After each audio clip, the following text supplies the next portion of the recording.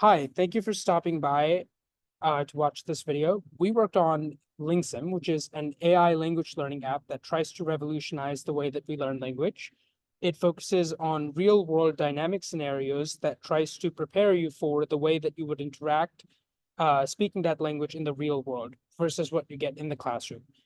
So I will quickly log in and set up a profile.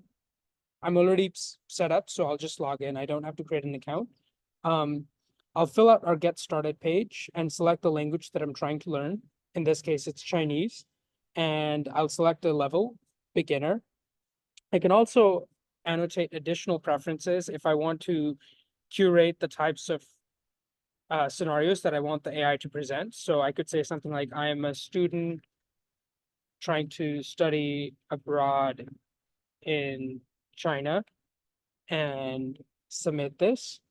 So now I can start off by creating a scenario. So I can select one of the languages that I'm trying to learn, in this case, Chinese. And I can either add a specific scenario. For instance, I have motivation. Let's suppose tomorrow I'm visiting a bakery and I would like to get some practice with dealing with customer reps. But I can also just leave it empty and let the AI figure out what sort of scenario to present. I'll hand this over to my friend who actually speaks Mandarin, and he can show you the demo live. All right. So now once we hit get started, we're presented with our chat interface.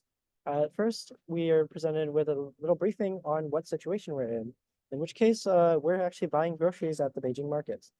And we're going to be interacting with a vendor who's going to try to get us to buy stuff, I guess. So I'll just start. 你好，你们卖什么东西？你好，我们这里有新鲜的水果、蔬菜、肉类和海鲜。您想买什么？ So as you can see, we have real-time transcription as well as an agent that responds to you in natural language or in actual speech with text to speech. And the agent, we pretty much asked, what do they sell? And the agent has told us that they sell stuff like fruits and seafood. And now if we give like a outlandish response, like we'd like to buy a car, we will have a teacher that also cuts in on every response if you make an error or there can be improvements on what you say. And these are more than just grammatical improvements, as it can pick up on inconsistencies in conversation, like breaking social norms, especially those of a language that you're not familiar with. So we'll just say, 你好，我想买一个车。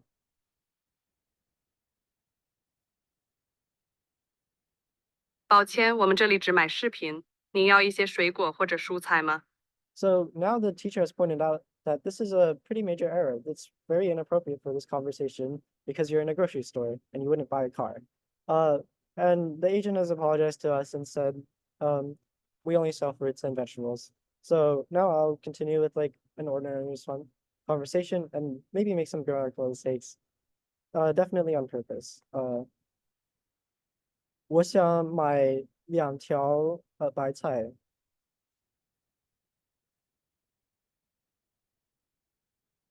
好的，2颗大白菜，一共10块钱。您需要别的吗？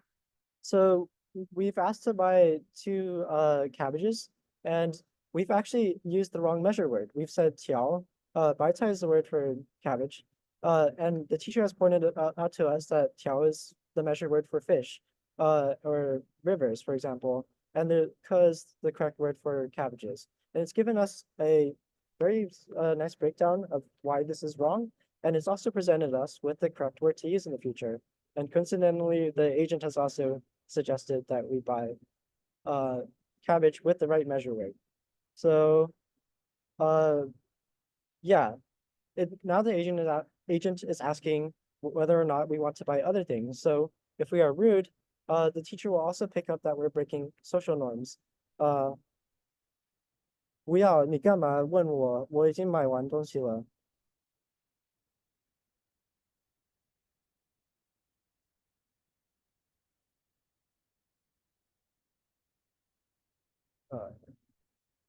Oh, 不客气，那一共是10块钱。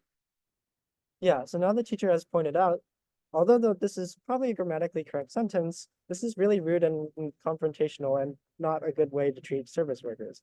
And since now the conversation has ended because we've said we're only buying the cabbage, the agent has told us our total bill, and the teacher has given us a summary of our overall issues that we've picked up over this conversation. And these analytics will be used to better inform future scenario generations to help you practice these crucial areas of improvement. So as we saw earlier, I used the wrong measure word, so the teacher has pointed that out. And then another major issue is that we're not speaking appropriately to the context in that we're asking to buy a car at the grocery store, and we're incredibly disrespectful in a social environment.